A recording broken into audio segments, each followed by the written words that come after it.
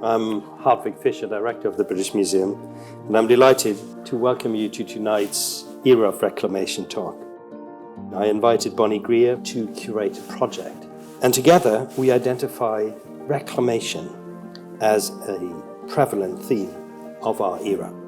This is also an opportunity to listen and to learn as we move towards the great transformation of the British Museum.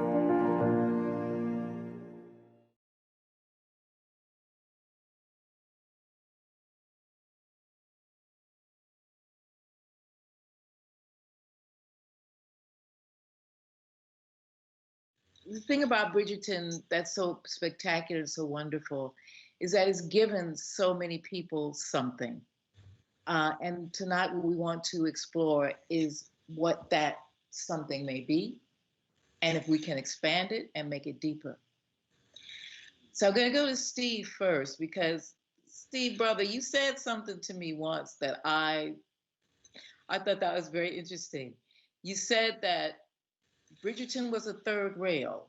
What did you mean by that? What did you mean by that? Well, I meant that it's a third rail in as much as it prompts us to reflect on something which is a perennial live topic in our area of heritage and culture, which is the positioning of the African people of African origin within European white, if you will, historical narratives.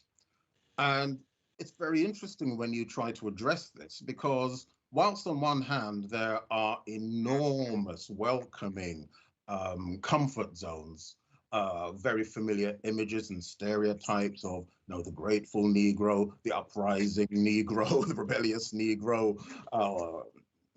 We all know these stereotypes, which bring great comfort to constituencies I don't think I have to name. But on the other hand, you have what I call the shock of the familiar. And this is something which I feel we have a bigger struggle with. And this is where Bridgerton, I think, becomes really interesting, because what we're being presented with is a world in which, as a fantasy world, let's be honest here, but it's a fantasy world in which all of the historical pain has been removed. Something like Bridgerton could not be proposed for other communities, for other cultures, for other ethnic groups. It would be seen not just as absurd, but infinitely disrespectful. What I would like to say is that I'm in several minds about this. What I was interested in this in the series and was about the strong emotional content and the resonance that it had. And, to caricature, you have on one side people saying that this is historically inaccurate because Black people, people of African descent, were not aristocrats. And Steve's work has demonstrated that, we can talk about that later, but, this is a historical amnesia, if you would. And on the other side, you had people saying that finally we have a representation in a movie. And this is the one thing that actually ticked me, because around me you have people born in the Caribbean or born in Cardiff in Wales from African descent who actually enjoyed the movie, because they saw it as a place where they exist, the link with modern contemporary music, the hairdo, the hairstyle, and all that. And these are the same people who feel fiercely and strongly about the history of enslavement being erased. So it was a dichotomy between what they have been saying and suddenly how this is supposed to be this place where everything is healed. How is it okay that we can celebrate the banquets with sugar, sweets, enjoyed by people of African descent, while at the same period, those descendants or those families of people of African descent were actually toiling in the Caribbean to produce that same sugary, sweet commodity. So it's very, very difficult to actually distance ourselves and just say this is a historical fiction and that's it. You are an historian. You work with very well established methodologies with techniques of dealing with archival material, of interpretation, of representation through writing. But you also choose to do fiction. Yeah. So why do you choose to go from one to the other? What does the fiction genre offer to you to get that message across? Oh, it's bait, Hartwig. It's a bait. It's a trap. It's a sugared pill. It's a way of engaging the imaginations, particularly of young people, into a host of possibilities about behaviors, ways of being, ways of approaching history, ways of literally putting oneself into histories from which many of us have felt excluded. And they are particularly not engaged with aristocrats or even African kings and queens and empires, and there's no big option. And I just find it very, very interesting that there needs to be this element of big option when, you know, the world is just more interesting than that and more empowering through the ordinary. It's a fascinating thing. So what the two of you, professionals, eminent in what you do, acclaimed in what you do, there's a moment that you had to do it. Do you see what I'm saying? There's a moment when you stood up and you did it. There was something that pushed you to do it. There was something that pushed you through the Sorbonne, Olivette. There was something that pushed you through your work, Steve, of being outside of all of these systems and yet thinking, I got to tell these stories. I'm going to tell these stories. And then they're the creators of Bridgerton. Okay, they're sitting there around a round table in a reader's room saying, I'm going to tell this story. We're going to tell it this way. We're going to talk about Queen Charlotte as Black, as if, you know, why does that matter? So what gets you, what launched you, or what moved both of you into what you did? Because there's always a moment of creation. And then we either go down that path or we deviate from it. But there's a moment of creation. Olivette. For me, that was very important to look at this aspect. What launched me into this was our reality in Britain, contemporary Britain, the reality of the legacies of the past in people of African descent. And I wanted to explore that story further, not just to show the trauma as well, but how come after centuries of subjugation, how come we're still there? It means that it was a process of not just survival, but creativity, beauty, collaborations, and all of these things that made us who we are today. And I wanted to, you know, explore, of course, the trauma is part of all this, but I also wanted to explore the methodology, the approach, the principles, and what led us to this. And this is really what it is about. So personally, I'm going to, you know, give my opinion. Yeah, please, yeah. I didn't want to watch Bridgerton.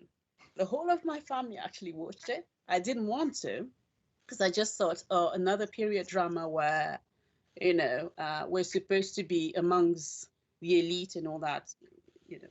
And then I watched it, and my first reaction, and it was in French, it was "C'est quoi ce guimauve?"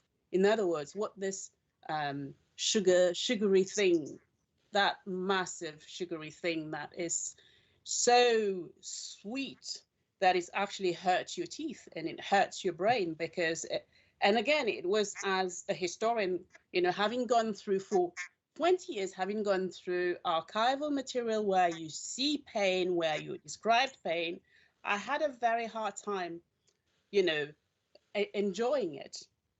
But afterwards, all the people around me were enjoying it. So I was trying to, you know, I was starting to try and understand all these processes, what led them as Black Britons to think that this is a movie for them.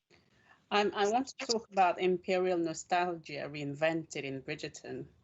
You know, we are reinventing a past that is, you know, there are accuracy in many of these, but there's also parts that is reinventing that sometimes verges on the dangerous for me. I'm just going to talk about Simon, the main character, who is the Duke of Hastings. And I was trying to find, I know he's an invented character, but the Duke of Hastings, of the Marquis of Hastings, actually existed. It was a white man who was a colonial administrator in India, who fought in the Americas previously, and who has nothing to do with Simon and the character. So I'm thinking this is playing at different levels.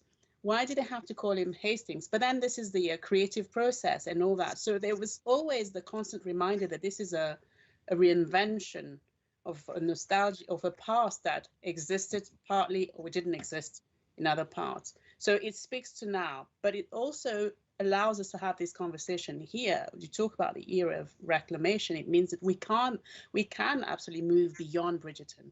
We are opening the door to a history that has been partially forgotten, non-taught, at least not talked about more widely. We're able to have this conversation now and then look to various areas where we can open the doors. And I think museums can do that. In many ways, it has to be cleverly done. Yeah. And we have to have this very difficult conversation of how clever and how forward and how strongly we push certain doors to open that conversation. Yeah, if I can jump in, I think this is really a serious part of the conversation because the mold has been broken now. And I'm terrified that Bridgerton will sort of set a template for interpreting the Black presence and Blackness to the same degree that maybe Roots did in the 1970s.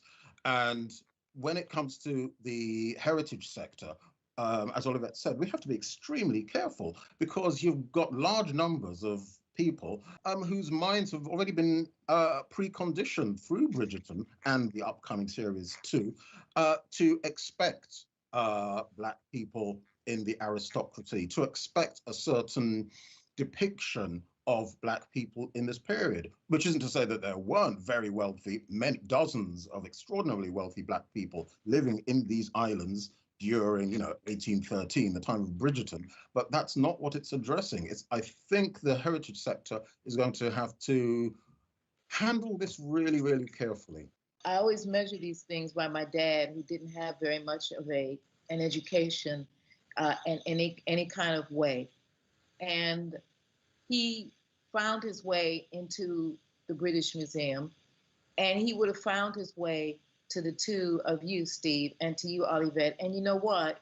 He wouldn't have found any contradiction at all in the pursuit of what you're doing and how you begin, how you work, and how you end. He would have found absolutely no contradiction because he always said that a story is wonderful, but the truth and a fact is even more extraordinary. And he loved bringing those things together. And for me to listen to the both of you, and my admiration for you has even grown even stronger. We can continue now with this curation, with this series of talks, grounded in the fact that and I write fiction, it's a beautiful, beautiful thing. Have a good time, enjoy yourself. But hopefully let's let it open a door for you as well, because the door leading to the real thing is even more extraordinary.